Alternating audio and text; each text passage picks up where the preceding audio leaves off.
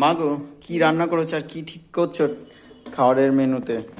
দেখি কি রান্না হয়েছে বন্ধুরা। আচ্ছা, তোমার এখান থেকে শুরু করতে হবে। আচ্ছা, বন্ধুরা, আজকে রান্না বান্না করতে খুব দেরি হয়ে গেছে, কারণ আমি অফিস থেকে 1:20 বাড়ি এসেছি। স্কুলে গেছি, স্কুল থেকে অফিসে গেছি, অফিস থেকে 1:20 বাড়ি এসে এইটা সাধারণ রান্না, কিছু রান্না। এটা কি? এটা হচ্ছে ডালের ভর্তা। ডাল ছিল, সেই ডালটা ভর্তা কালকে সেই করেছি, ডালটা। হ্যাঁ। আচ্ছা, আর এখানে করেছি ওলের ডালনা, দেখেছো বন্ধুরা?